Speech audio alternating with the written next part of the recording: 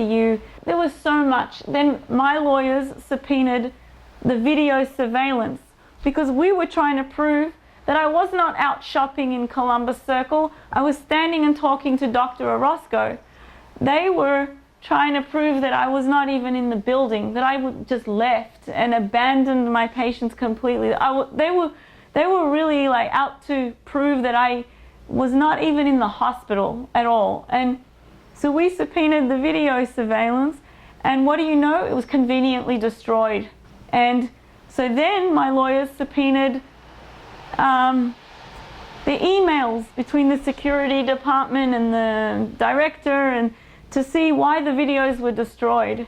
And all these emails emerged, and there was, I don't remember, I don't want to make things up, I don't know who now, there were clear instructions to destroy those videos. Oh, that was shown up. Absolutely. And that was bad for me because it created a gray area where the arbitrator was being told I left the building, and I couldn't prove that I was there because the video was destroyed. Well, in your story, while you're talking in the hallway, yeah, that's when the nurses come up to you and say, take your bags and go, right? No. So they knew. Oh, yeah, not only that,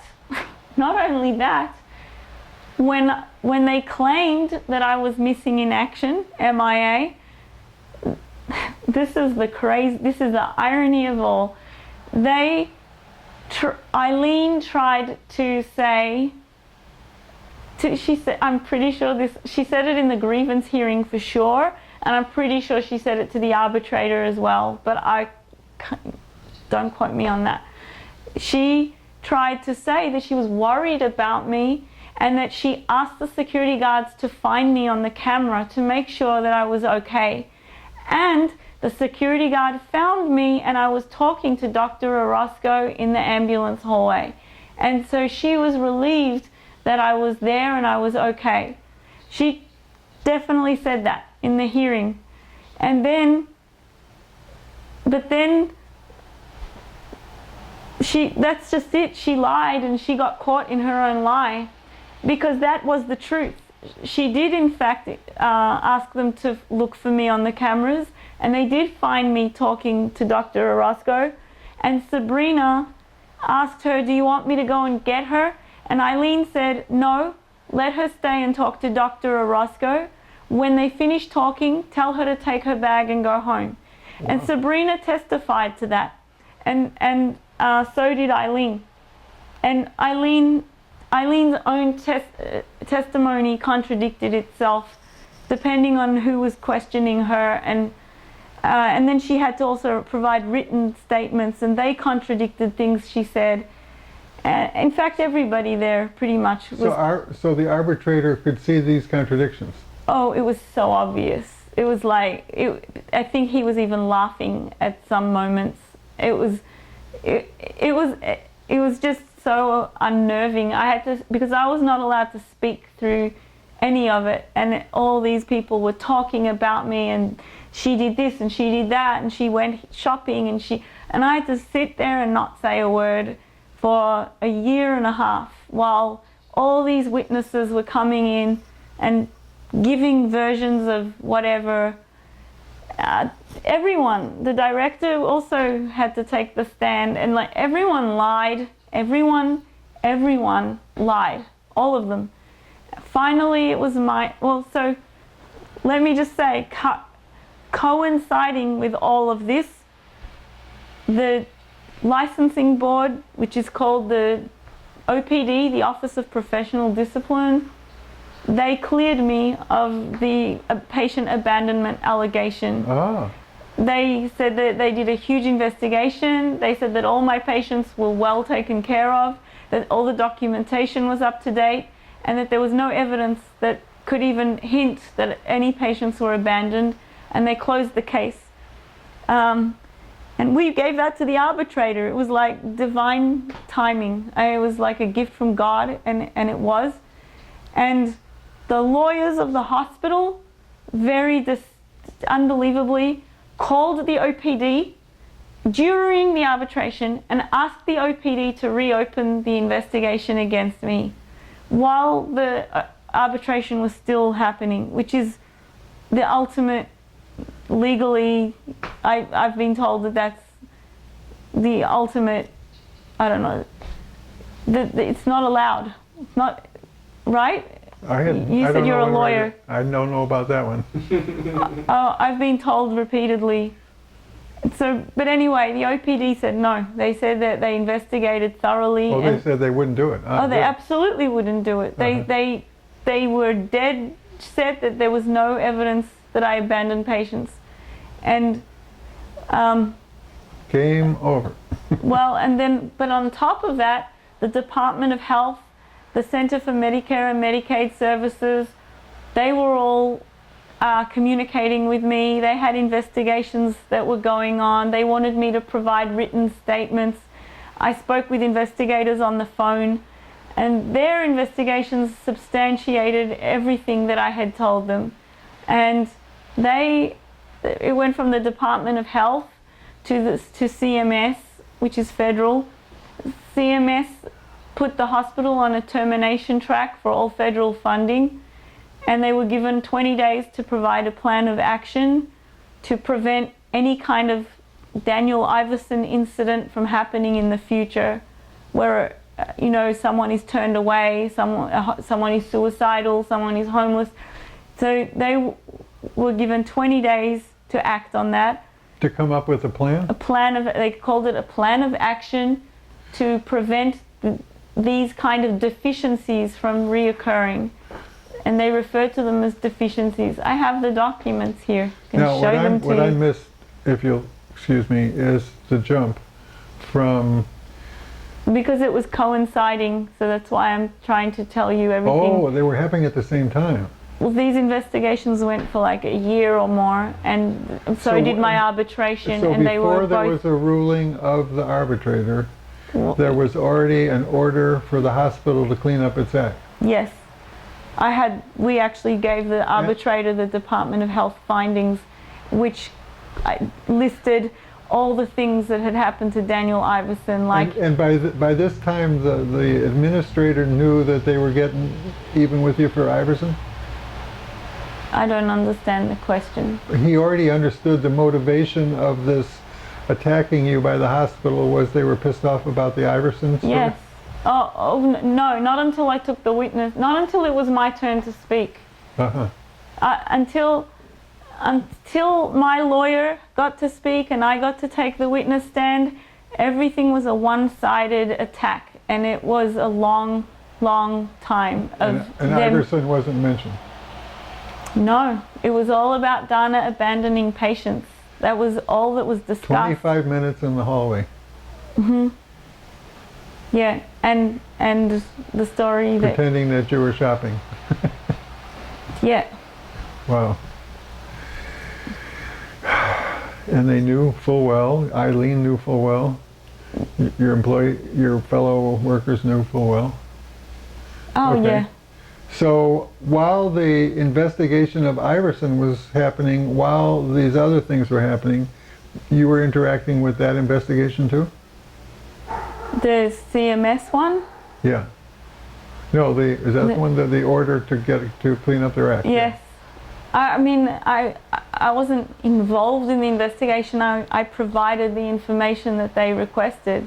They did request information from you in writing? Yes, in writing and over the phone. What were some of their requests? They wanted me to write a the most complete and accurate description of everything that had occurred. With Iverson? With Daniel Iverson. Anybody else? Were there other incidents? Later on there were, and I reported those too, but that was way later. But no, this was all... But before the end of the arbitration hearing? Just Daniel Iverson. Okay. And when did the ruling come from the administrator? It was like... This one, the date on this stack of papers? I have it, but I would have to find Approximately, how long ago? It was August 2012. Okay. Maybe July. July or August 2012. Okay, in the Iverson event, he died January, no, No, you were... He died in September 2009, but my arbitration was nearly 2 years long. Right. And I had also spent 3 months stranded in Australia. Right. And like, they just kept that, you know. That was the 3 months in Australia. They didn't try to use that against you. No, in fact, we tried to use that. I mean that. Well, Yeah, let's talk about when you had your chance to testify. So during the arbitration, we subpoenaed emails from the hospital management, and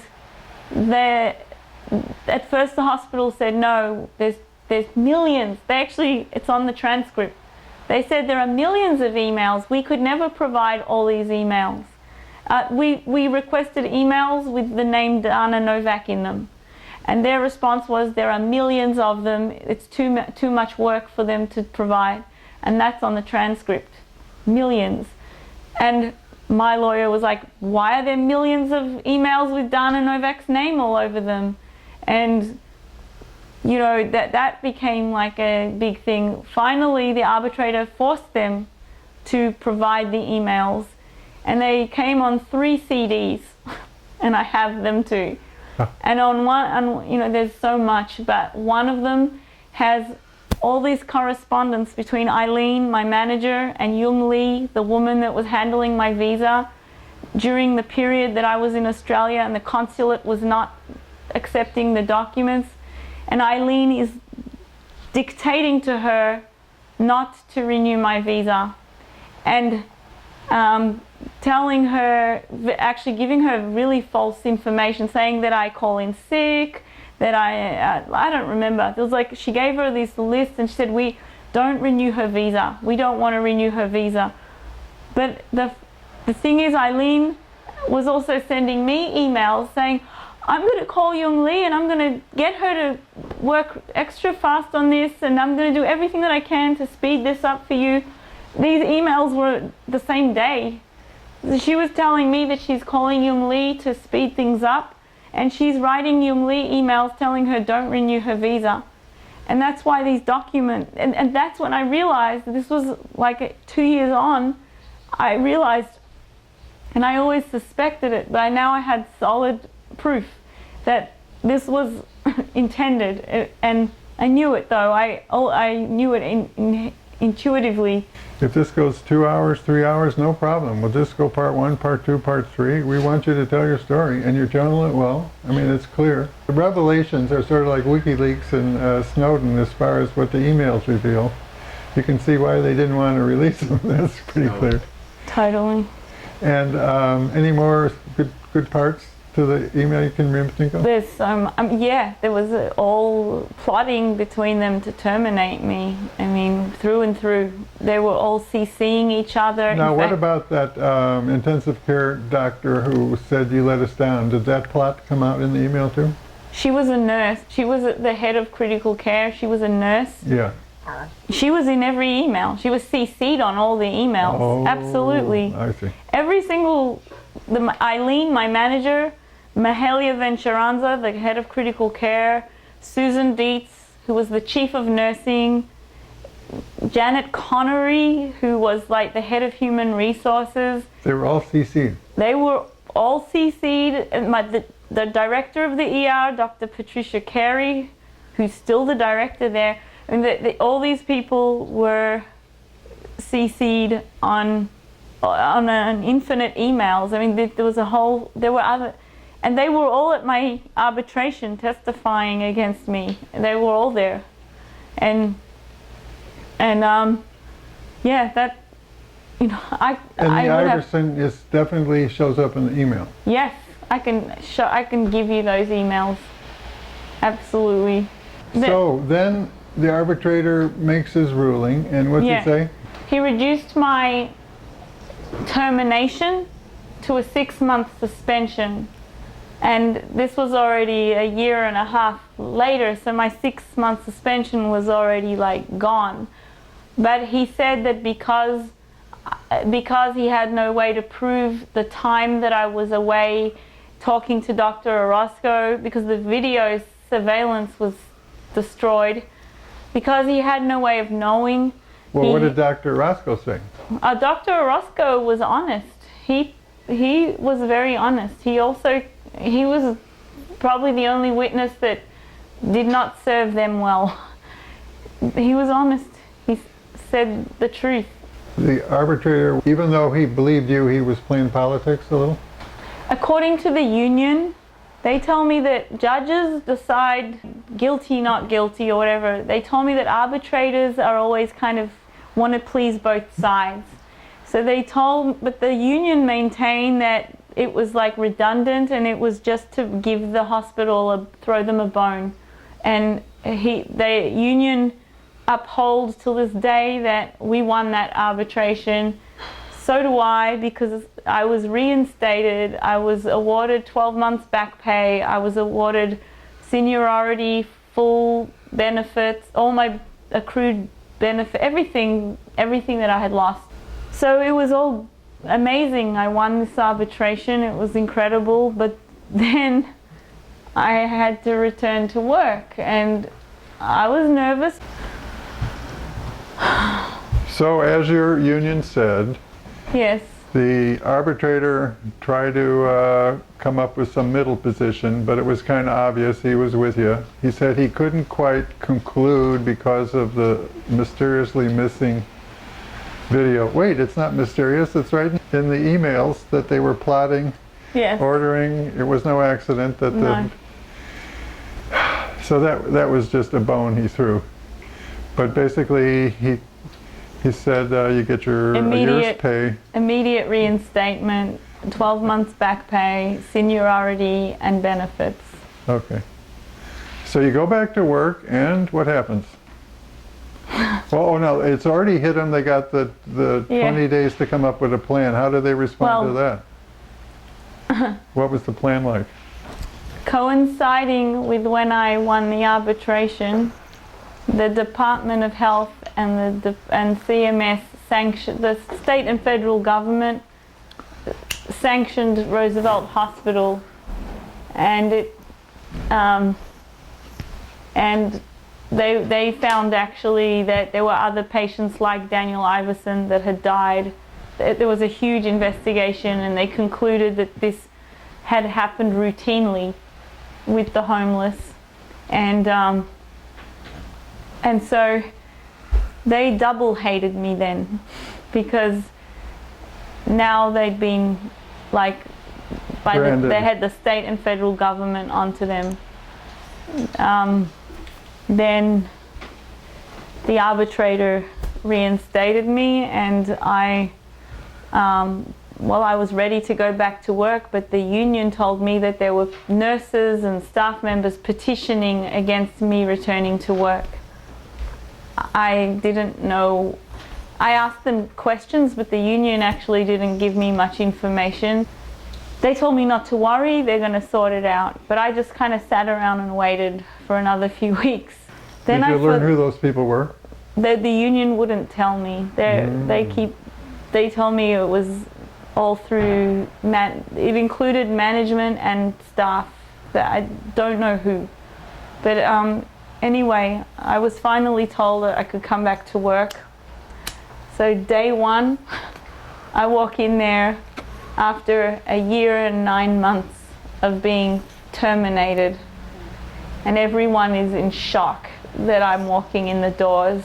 I was immediately told that I can't return to work because my visa has expired.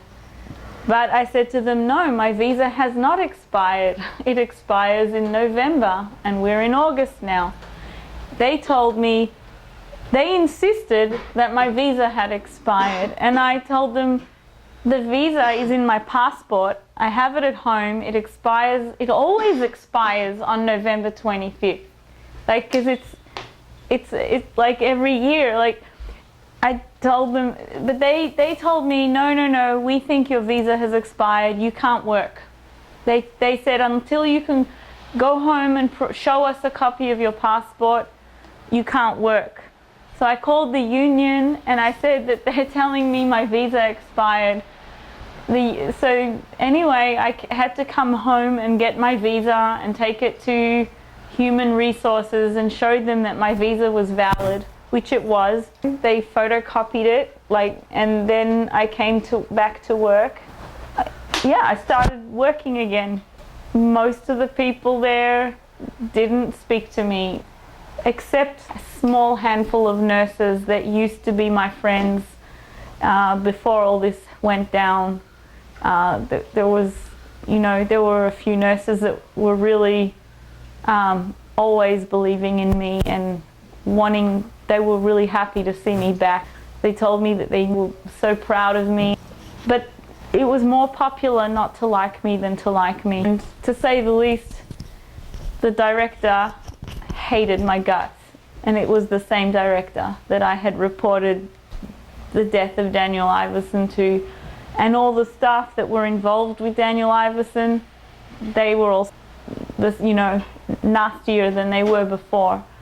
And what's interesting though, is that after my arbitration, Eileen, who was the nurse manager, Mahalia Venturanza, who was the critical care woman, the head of critical care, Susan Dietz, who was the chief of nursing, and Janet Connolly, who was the head of human resources, were all terminated.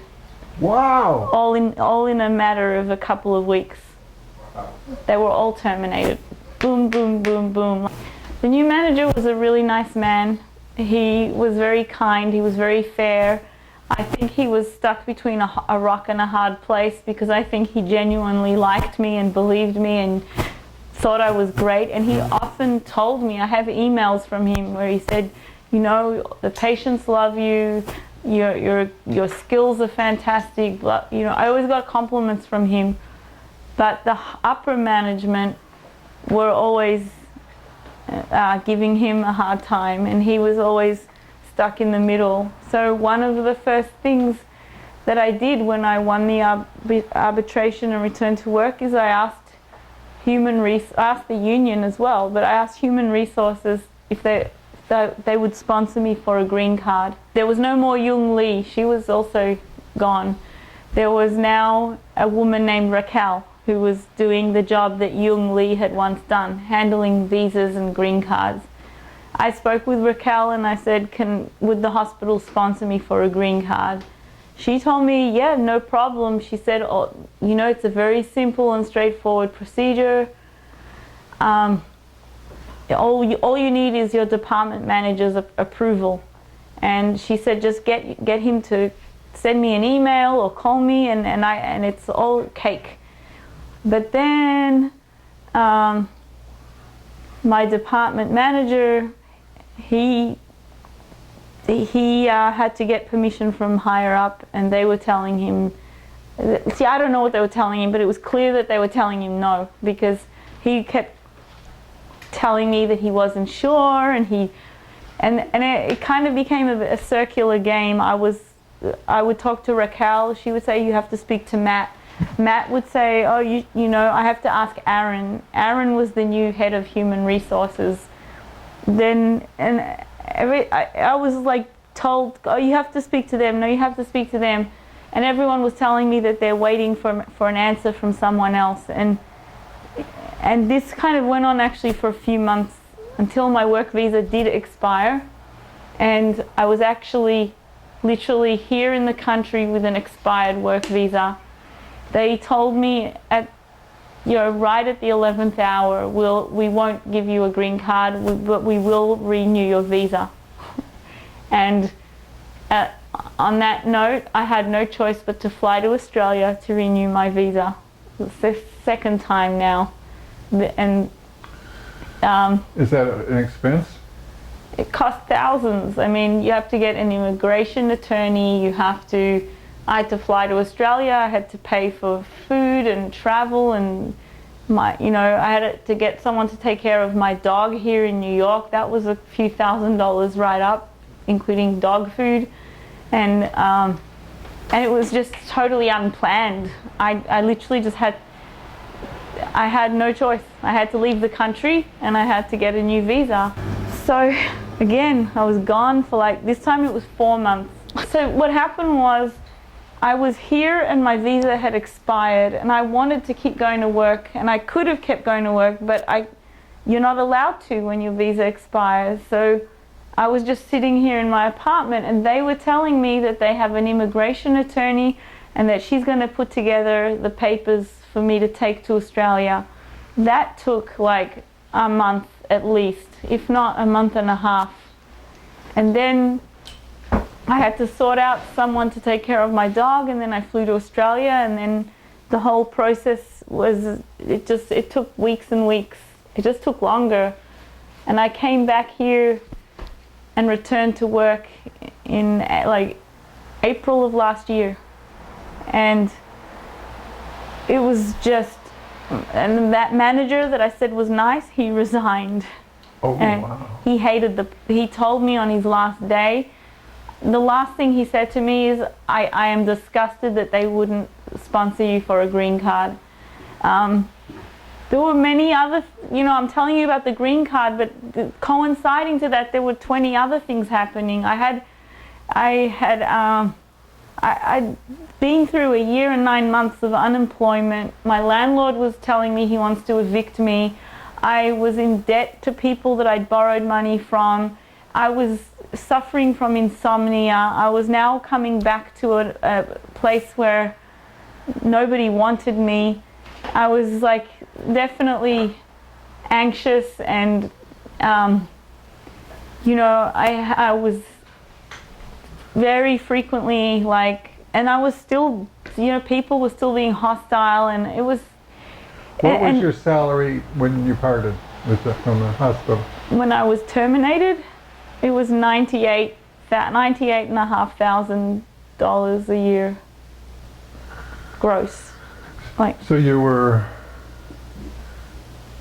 living in near Central Park, and for somebody making that much money, it made sense to pay what you're paying, like $1,500 a year? A month? Yeah, $1,500 a month, but by New York standards, by Manhattan standards, it's almost the cheapest you can find, really. And my apartment is very, very minimalistic in every sense of the word. Would you give us the guided tour? Yeah, this is my living room. Here's the front windows. This is my living room, bedroom, dining room, entertainment room.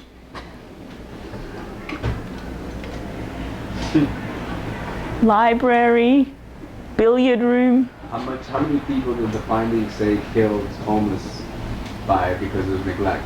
Do you remember? 12. 12 people, in just a year? In that year. 12 alone? Due to that particular cause. Due to hospital neglect? You put in the bunk bed? Yes, I did. I mean, I paid someone, but yes. Did the landlord complain you didn't get permission? He doesn't know it's there. I've never, ever, ever met the landlord. I've never even seen him. How long you been living here? 8 years. I've interacted with him by phone and him leaving notes under the door, but I've never actually seen him face to face. So we looked around. This is a studio apartment. The only thing we didn't do is walk into the kitchen. Okay, she has a little kitchen. Beware of mice. That's the studio's kitchen. And back to, this is her boyfriend. She has a boyfriend. Wiggle. Okay. Hello. And there she is, folks. The victim of the system. We're all victims of the system. Daniel Iverson. My being a whistleblower. My being terminated. My arbitration. Some of the retaliation that I've been subjected to, and a little bit about, maybe not much, but a little bit about what's happened since. It's about it, really, I think. So there was you being a whistleblower, and there was retaliation. There still is retaliation, yes. And that is a big part of the story. Yes. suffering retaliation for being a whistleblower. And originally it was Roosevelt Hospital, and they got bought by Mt Sinai. Yes. And Now it's Mt Sinai Roosevelt Hospital.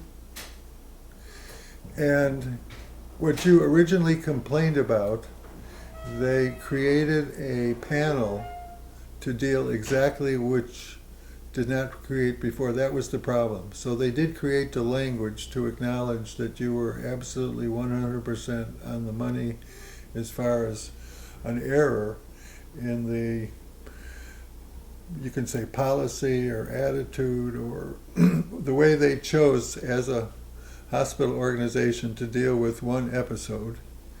Yeah. And the episode, is it worth getting into, or that's already pretty obvious? Up You could to say you. briefly.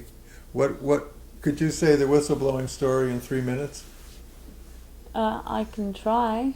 I work as a critical care nurse in the emergency room. I've been working since August 2006 at Roosevelt Hospital. One particular shift, a homeless man in a wheelchair who'd taken a fatal overdose of morphine came to the emergency room asking for treatment. He was suicidal and he had verbalized that he'd taken 700 milligrams of morphine. If I'm summing it up in 3 minutes, nobody wanted to treat him. They said that he was faking. They said that he was making it up. They said that I was naive for believing him. They said that he's manipulating the system. They said that he just wants a sandwich and a free bed to lie on. Sorry, a free sandwich and a bed to lie on. And they pretty much denied him any treatment at all, nursing or medical or otherwise, or psychiatric. And he died in his wheelchair just hours later in front of the building of Roosevelt Hospital, and was witnessed by a hot dog vendor to be motionless in his wheelchair. Hot dog vendor called 911 and he was brought back in to the emergency room and he was pronounced dead. That's in a nutshell. Well, what I would want you to get into a little more is that the claim you recited of them in excusing their conduct was disbelief of the story of the overdose of the morphine. You had entered into the computer Yes. the exact words of the patient, which they were later to complain about was too accurate. You were not supposed to give so much information, Yes. but you recited his words, I was which were, disciplined for that. you had been taught that from the beginning. That's the game. Capture that important information and put it in the record. Nursing 101, always quote the patient's complaint in their own words, in quotation marks, especially when you're at triage and you're taking their very first initial complaint. You don't assume and write, I don't know, headache, or, you write what the patient tells you. So the patient might say, there's Stabbing pressure pain. in the side of my left temple. So I would write pressure in left temple in quotation marks. I wouldn't just write headache. Or generally, the more accurately you can quote what the patient is saying is the way we are taught, and it's emphasized that that's how we should always document. And that's what I did. Did you find medical examination evidence that he was telling the truth about the morphine? Yes, his death ended up leading to an autopsy at the New York State medical examiner, and the conclusion of his autopsy was massive toxic levels of morphine and alcohol and other substances. But my point is this: when you made the call, he needs treatment. When you wanted to give him Narcan, Yeah. which is the treatment, if you took him at his word, that would be the proper medical thing to do? that would have saved his life, but it would have not been the only thing he needed. He needed oxygen more than anything. He needed oxygen and Narcan immediately. If nothing else, those were the two things. And in terms of which way you would bet whether he was telling you the truth or not, you really believed him, is that right? It was beyond any question, because there was another homeless man that actually wheeled him in to the triage area where I was the triage nurse, and the other homeless man, who was a young person, he was the one that actually came running in, pushing him in the wheelchair, frantic and very concerned for the welfare of Daniel Iverson. He was the one that told me that he had witnessed him swallowing boxes and boxes of pills. He said there were hundreds and hundreds of them, and that he'd witnessed it.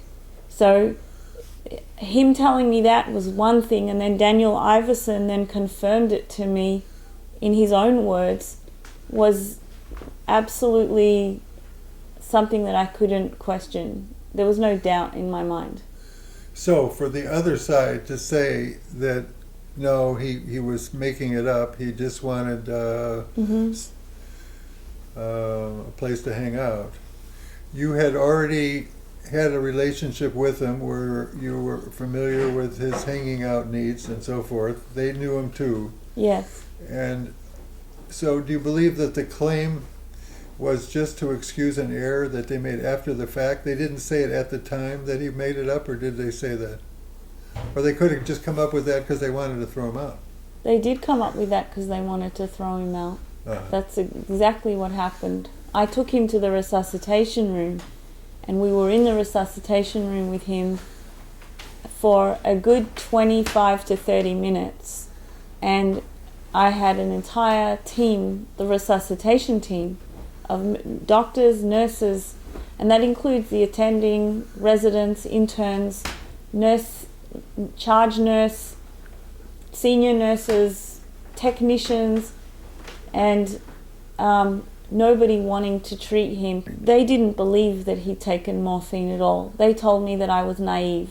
They told me that he would say anything to get a free sandwich and a bed to lie on. They told me that he's manipulating me. So when they said that to you, yeah, do you think they believed it? Do I think they believed what they were saying? Probably yes. not. I don't know. I have no idea if they believed it. They wanted to believe it? Whether they believed what they were saying or not doesn't change the fact that he told me verbatim that he took 700 milligrams of morphine. He not only told me that, he even was able to answer questions like, what dose did you take? Did you inject it? Did you swallow it in pill form? How did you get it? Where did you get it? He answered all those questions. He gave me a very detailed explanation of all of those questions. And then on top of that, there was another homeless person that had witnessed him swallowing the morphine. The Department of Health investigation concluded that there were 12 other cases just like this one. So he wasn't even an isolated case. And this investigation is only because of my one blowing of a whistle.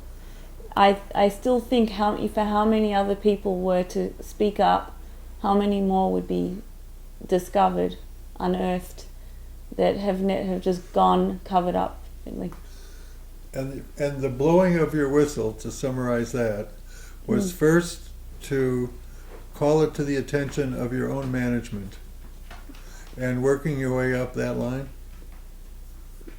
It was, at the time, the intention was nothing more than to let management know that this had happened, because it was so egregious, and it led to his death, and it all happened within hours, and it involved, the entire team in the emergency room on that shift.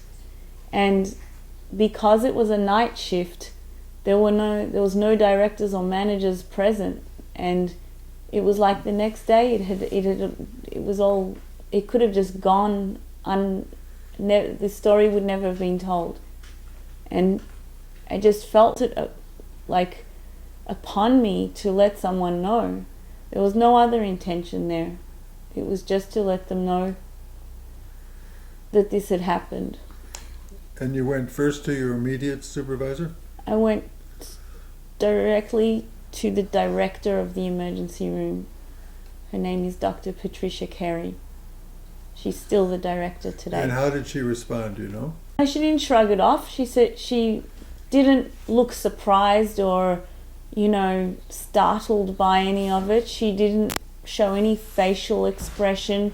She was very, very kind of bland about it, and she just said that she would look into it and get back to me. She didn't really say anything more than that. She didn't even look surprised. And she did get back to me the very following day, and she told me that she'd spoken to some of the staff members and that she was sending Daniel Iverson to the medical examiner. Now, recently, Danna Novak, there has been some good news. Yes. So what's been happening good lately, Danna? Want to tell us, story? We would be jumping forward now, nearly 4 years, 4 years forward. One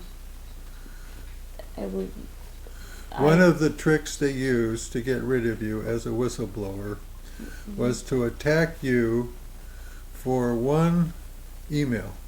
Yes. And to get rid of you, to throw you out with a major condemnation, like, ooh, you did such a horrible thing, out you go. And, oh yeah, it's really because we're mad at you about blowing the whistle, but we're not going to say that. So the form of it was some brute saying, I am the HIPPA man. How did that story go? There was a critically ill patient who was having a heart attack, who I was his nurse, and he was in urgent need of a cardiac stent, which is something that needs to be attended to in minutes. He was being rushed to the catheter lab for this procedure, and the nurses were refusing to accept him as a patient, telling me that there was no bed for him and not to send him there. And they would not take report on him, which the hospital used. They call it handoff. Report or handoff is when one nurse finishes treating a patient and passes him on to another nurse. So and this there's was a transfer verbal, from Roosevelt to St. Luke's. Yes, but to make it complete, the nurses must communicate and tell each other what the patient's status is. He's licking it. and these nurses wouldn't take handoff from me on this patient. They insisted that they were not accepting the patient and there was no bed for him. But what was the underlying reason, do you think? That they wouldn't take handoff? You don't know to this day? I have no idea. But it went...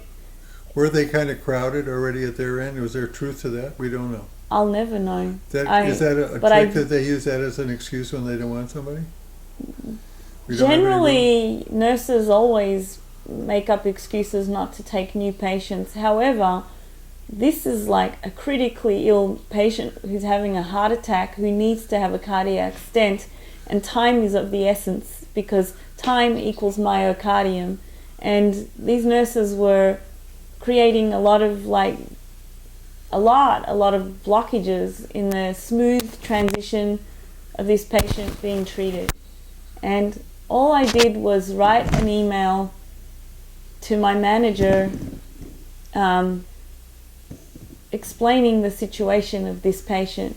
There were other issues that had happened during that shift they were also bad, but they were not of the same gravity.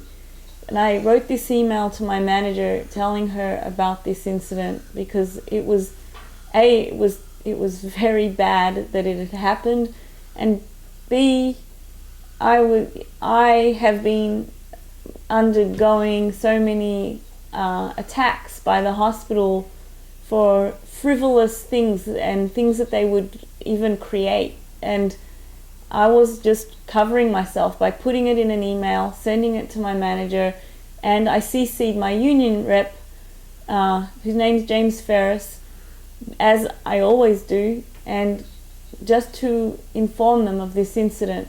I also wrote an incident report, and I also informed the charge nurse, the nursing supervisor, and the attending on that shift. And I also documented it in the computer that this incident had occurred. I did everything by the book. So, this to me is special in that this was like a solid win. Yes. Pretty much. Although that 1-day suspension annoyed me, but I mean basically. No, not 1-day suspension. No warning. suspension. Excuse me, warning. Verbal warning. That's not even a written warning. It's like somebody just telling you, don't do it again. Ah, I got the subtlety now. That is beautiful.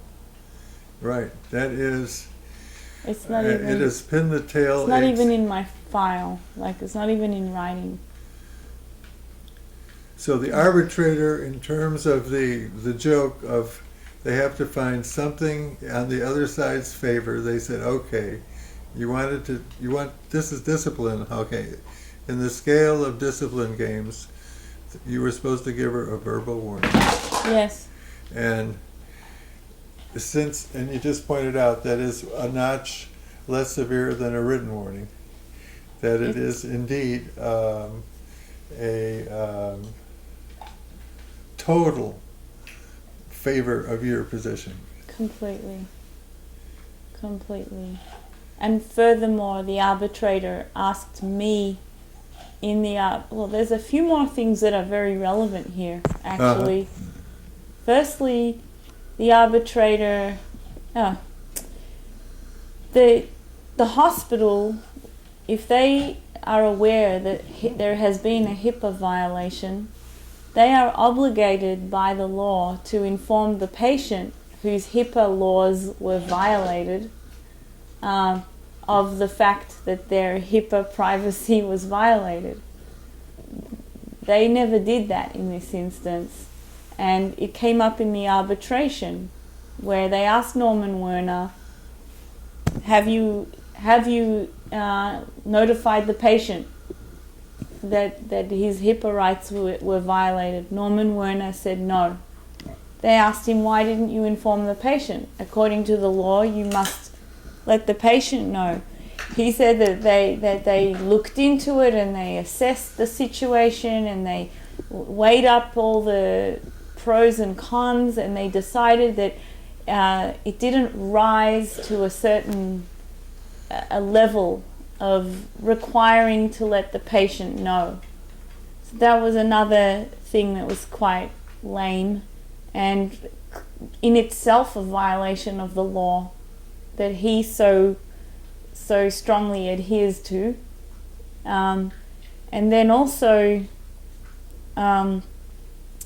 the arbitrator asked during the arbitration if any education was provided since the incident for me and for all staff regarding the vagueness of the way HIPAA laws are taught to the staff, and Norman Werner had to say no, because I was not provided any additional education, and neither was anybody, and that didn't stand in their favor either. And the arbitrator made mention of that in his decision also, that they did not even use this as a time to educate the staff. They didn't use this as something to learn from. They used it as something to discipline with. And he made mention of that as well. It's good to get a win. You got a couple more wins coming up. There are actually many grievances that we filed with the union and we won.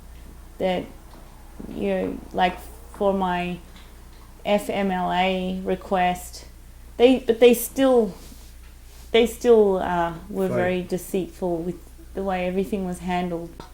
it's all a big mess now because the union are so convinced that the hospital are just intent to fire me that they don't even. James Ferris has told me that if I was even to come back to the hospital for a grievance hearing, that they may just fire me in that grievance hearing. They are claiming that I'm on an unapproved leave right now. I have stopped going to work there on the instruction of my doctor, and I haven't. I've been urged, not only by my doctor, but even by a doctor that they appointed for an independent medical exam, to stay away from work due to the hostile work environment that I've been in. The hostility has reached a point of such pathological dimension that it has a pathological effect on your nervous system? It's, well, I will say this, now that I'm not there, I am still employed there, but now that I'm not going there every day, I'm much stronger and much clearer and in a much better place. But last year when I was, working full time, I was dealing with all of these things, not getting paid, not receiving vacation. They tried to mess with my work visa. They promised me a green card and then denied me a green card. But it's not even that. It's the way they did it, and they left me with no valid work visa. I had to leave the country for 3 months to go and renew my visa. Then I got back and they didn't pay me. I was being threatened at work. I was complaining to management about the hostility and the threats. They even, I know for a fact, I even have emails. I can produce these emails. I informed management verbally, in person, and in emails about the threats that I was being, I don't know what the word is. Subject to. And they did nothing. All my complaints fell on deaf ears. Simultaneously to this, I was assisting with what I thought was a district attorney investigation. In fact, I was sending emails to the district attorney telling her that I'm so scared of my co-workers and of the hospital and of the threats that I was receiving. I was so scared, in fact, that I didn't even walk my dog some days. I would call random neighbors, people from anyone to just take my dog out. It became... What kind of communication was happening to scare you in that direction? There's a thing called veiled threats, where people at work would come up to me and say, I have a message for you, and I would not know where this threat was coming from or who it was coming from, but I was told, I have a message for you. I was told, you have a lot of haters here, don't trust anybody here, nobody here is your friend. Now, right there, let's stop with that, right there. Yeah. That's it, that's the one. That's one of the many. I mean, it does sum it up pretty good. Yeah, that was one of the clerks that told me that. So a clerk hands you that message. Yeah. And it could be an orchestrated campaign led by somebody out to head their management targeting team. You've been targeted. And the story that gets me now, as I hear your new information, that early on, when they declare war on you, they do, as you say, freely just stop paying you as one of their tactics, one of their tools. Yeah. And they do it in a cold-blooded No comeback communication. When you complain, what do they say back? When you say where's the check? What do they say back? They at first acted like they didn't know anything about it, but then when James Ferris from the union contacted them, they still actually at first acted like they didn't know, but then he pushed them to pay me within 3 business days. Otherwise, they would be violating the union bargaining contract, and that the union would file for a grievance and an arbitration if I was not paid in 3 business days.